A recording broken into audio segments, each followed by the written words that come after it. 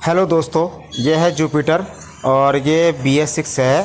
और इसमें जो समस्या आ रही है तो ये सुबह को एक स्टार्टिंग में दिक्कत करती है कि स्टार्टिंग में दिक्कत आती है सुबह के टाइम। और दूसरी इसकी जो चेक लाइट है मैं आपको दिखाता हूँ। एक इसकी चेक लाइट नहीं जा रही है और चेक लाइट नहीं जा रही और थोड़ा सा इसकी वायरिंग फ्यूज उड़ा रही है बार बार की। तो इसमें जो प्रॉब्लम आ रही है इसमें तीन प्रॉब्लम है गाड़ी के अंदर। तो ये फ्यूज़ बिल्कुल ठीक है। तो ये फ्यूज़ कौन सा उड़ा रही है कौन सा नहीं उड़ा रही है बिल्कुल आपको मैं बताऊंगा। ये रेड कलर के जो फ्यूज़ हैं 10 नंबर के, जो बैक सप्लाई होती है हमारे किल स्विच से, तो ये बैक सप्लाई के हैं। ये बिल्कुल ठीक है क्योंकि चार्जर इसका पिछली बार आई थी हमारे पास 2-3 महीने पहले, तब इस पर चार्जर ख़राब था, जब इसकी हेडलाइट नहीं जल रही थी। चार्जर इसमें हमने डाल दिया था, तो अब ये दोबारा आई है हमारे पास 2.5-3 महीने बाद। तो ये गाड़ी में अब फ्यूज फूकने की और सुबह के टाइम स्टार्टिंग होने की शिकायत है। तो ये कहाँ से दिक्कत है, कहाँ से प्रॉब्लम है। और इसकी एक चेक लाइट नहीं जा रही है। तो चेक लाइट क्यों नहीं जा रही है, तो तीन इसकी प्रॉब्लम को हम आज सॉल्व करने वाले हैं और सोल्यूशन करने वाले हैं कि कहाँ से दिक्कत है, कहाँ से प्रॉब्लम है। तो पहले देखते हैं हम शॉर्टिंग वॉटिंग, तो शॉर्टिंग कहाँ से है कहाँ से नहीं है। तो ये हम बिल्कुल बारीकी तरीके से शॉर्टिंग देखेंगे और फिर उसके बाद इसकी जो चेक लाइट की उसकी प्रॉब्लम देखेंगे। तो एक शॉर्ट यहाँ पर है, तो लेकिन इस पर हम अच्छी तरह से टेप मार देंगे, कोई दिक्कत नहीं है, क्योंकि इससे प्रॉब्लम बारिश में भीगने के बाद आ जाती है। तो जो फ्यूज फूक रही है तो ये मेन फ्यूज फूक रहा है, क्योंकि इसमें एक मैकेनिक भाई ने तार लगा के स्टार्ट करके हमारे पास लाया है।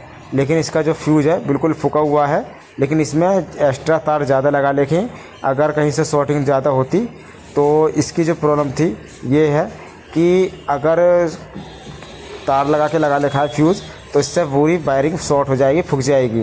तो ऐसा कभी ना लगाएं। तो अगर फ्यूज़ फूक रही है तो गाड़ी को नहीं लेके जाएं या इसमें दूसरा फ्यूज़ डालें, बिल्कुल भी तार लगा के जुगाड़ ना करें। तो कभी कभी फ्यूज ऐसा हो जाता है कि ओवरलोड की वजह से भी फूक जाता है और कोई चीज़ हम धचकी में पड़ जाता है या बारिश में भीग जाती है तो उसके स्पार्किंग करने से भी हो जाता है। तो ज़रूरी नहीं है कि कहीं से कोई वायरिंग शॉर्ट हो, लेकिन फिर भी हम एक बार अच्छी तरीके से बिल्कुल चेक करेंगे इसका वाइजर खोल के। और वाइजर खोलने के बाद बिल्कुल चेक करने के बाद आपको पूरी वीडियो दिखाएंगे, क्योंकि फ्यूज फूकने की शिकायत कहाँ से नहीं है। क्योंकि पहली बार फ्यूज फूका है, लेकिन पहले फ्यूज को हम नहीं मानेंगे। तो हम एक बार इसकी वायरिंग को अच्छी तरह चेक कर लेते हैं और जो चेक लाइट की प्रॉब्लम है वो भी देखेंगे और जो सुबह की स्टार्टिंग होती है उसे भी देखेंगे। तो बिल्कुल अच्छी तरीके से हम इसके वाइजर में अच्छी तरीके से चेक कर रहे हैं, कोई वायर शॉर्ट तो नहीं है। क्योंकि प्रॉब्लम आ जाती है कि जुपिटर में सबसे ज़्यादा प्रॉब्लम आती थी BS4 में भी और BS6 में भी, वो वाइजर के अंदर से आती थी। जो उसके ब्रेक स्विच के जो तार थे वो आपस में शॉर्ट हो जाते थे और यही प्रॉब्लम आती थी बार बार की दिक्कत फ्यूज उड़ने की। तो इसमें हम चेक कर रहे हैं बिल्कुल अच्छी तरीके से कि कोई शॉर्टिंग वॉटिंग तो नहीं है, कोई प्रॉब्लम तो नहीं है। अगर भाई अगर हमारे चैनल पे आप नए हैं तो चैनल को ज़रूर सब्सक्राइब करें, लाइक करें, शेयर करें और मैकेनिक लोगों को ज़रूर शेयर करना, क्योंकि मैकेनिक लोगों को बहुत शिकायत होती है BS6 जुपिटर की कि इसकी फ्यूज बार बार क्यों उड़ रहा है और दूसरा उसकी चेक लाइट नहीं जा रही और स्टार्टिंग की प्रॉब्लम। तो इस वीडियो को मैकेनिक भाइयों को ज़रूर शेयर करना, क्योंकि हम इसके डिग्गी खोलने वाले हैं। क्योंकि इसका पुराना चार्जर इसमें अभी गाड़ी में नहीं पड़ा है, तो पुराना चार्जर बिल्कुल ये रहा जो हमने पिछली बार चेंज करा था। तो कोई दिक्कत नहीं है, क्योंकि हम कोई भी आइटम पुराना रखते नहीं है। जो ग्राहक का जो चेंज होता है वो सीधा कस्टमर की गाड़ी की डिग्गी में हम रख देते हैं और कस्टमर को देते हैं। तो हम चेक करते हैं क्या प्रॉब्लम है क्या नहीं है, क्योंकि इसकी चेक लाइट भी नहीं जा रही है और कहाँ से दिक्कत है, कहाँ से समस्या आ रही है, इसे भी हम चेक करेंगे ज़रूर। और पहली बात कि सुबह के टाइम जो स्टार्टिंग की समस्या होती है,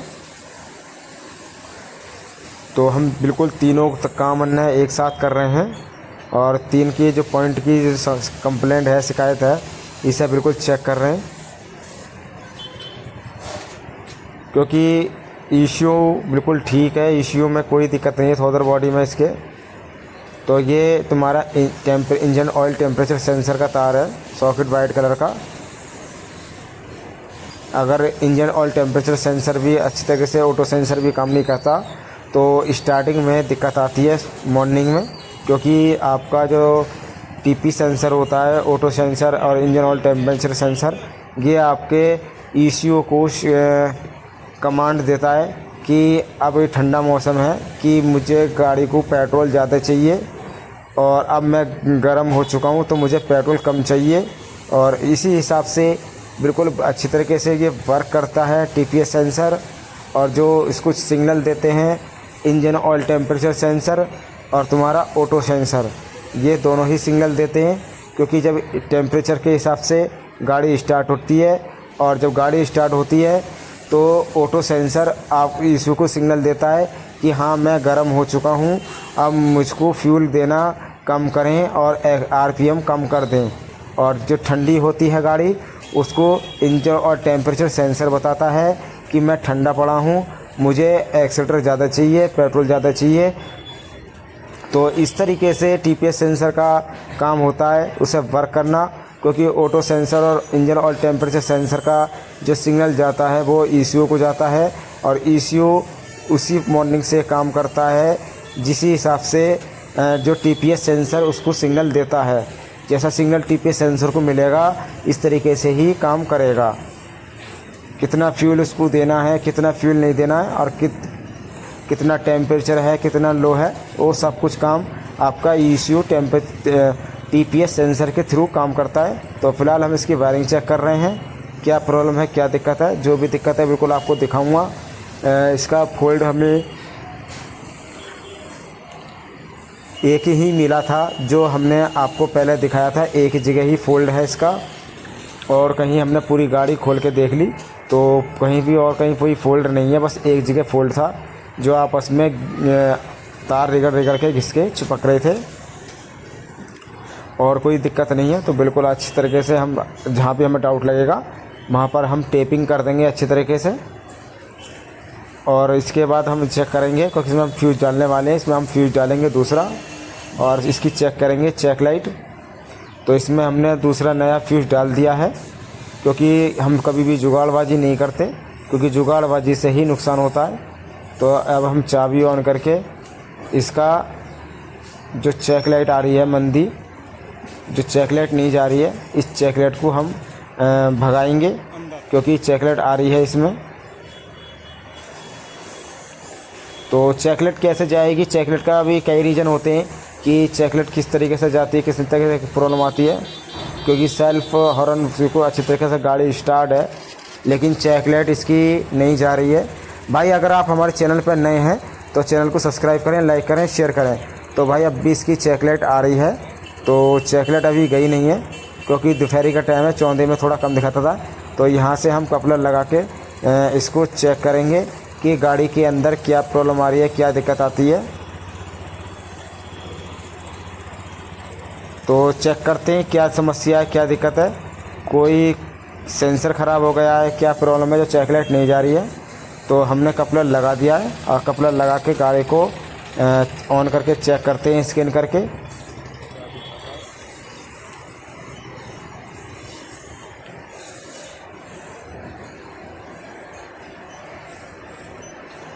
तो इसमें कोड आ रहा है 1238, मतलब मेन फंक्शन लाइट, मतलब कि इसके अंदर कहीं ना कहीं से वायरिंग की समस्या आ रही है। और ये जो कोड आता है ये कहाँ से आता है, कहाँ प्रॉब्लम होती है, तो ये वायरिंग की समस्या दिखाता है कि कहीं ना कहीं से कोई वायर टूटा हुआ है, जिसके वजह से ये कोड आ रहा है।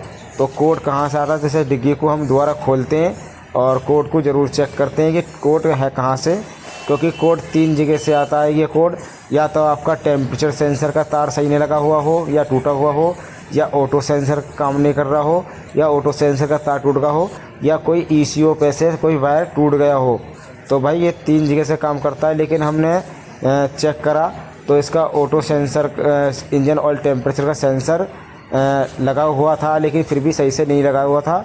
तो हमने अच्छी तरीके से लगाया है और हमने ऑटो सेंसर का भी लगा दिया और इसका इंजन ऑयल टेम्परेचर सेंसर का भी लगा दिया, क्योंकि ये दोनों ही आपकी गाड़ी को सिग्नल देते हैं। जितना सुबह को मॉर्निंग में भी दिक्कत आती है तो ये तुम्हारे इंजन ऑयल टेम्परेचर सेंसर की वजह से मॉर्निंग में दिक्कत आती है, गाड़ी स्टार्ट दिक्कत होने में। तो अब गाड़ी को हम स्टार्ट करते हैं, क्योंकि हमने तार को जोड़ दिया है और गाड़ी अब स्टार्ट होती है। चेकलेट जाती है नहीं जाती है, तो बिल्कुल आप देख सकते हैं बिल्कुल चेकलेट 100% चली गई है। क्योंकि इसका इंजन ऑयल टेम्परेचर का तार लग तो रहा था लेकिन सही से लगा नहीं लिखा था। तो चेकलेट भी अच्छी तरीके से वर्क कर रही है, क्योंकि गाड़ी के अंदर कोई अब प्रॉब्लम नहीं है, तो इसीलिए अब चेकलेट नहीं दिखाएगी। अगर गाड़ी के अंदर कोई प्रॉब्लम होती है तो चेकलेट बिल्कुल दिखाएगी, क्योंकि जो प्रॉब्लम आ रही थी इंजन ऑयल टेम्परेचर सेंसर के तार में आ रही थी, जो हमने इसे जोड़ दिया है और कोई प्रॉब्लम भी नहीं है। तो भाई वीडियो आपको कैसी लगी, तो वीडियो को चैनल को सब्सक्राइब करें, लाइक करें, शेयर करें, क्योंकि हमने जो भी BS6 गाड़ी होती है या BS4 गाड़ी होती है उसके वायरिंग के ऊपर एक हम वीडियो बनाते हैं कि किस तरीके से आपका बिल्कुल अच्छे तरीके से वर्क करना चाहिए। तो चेकलेट हम दोबारा से चेक कर रहे हैं स्टार्ट करके गाड़ी को।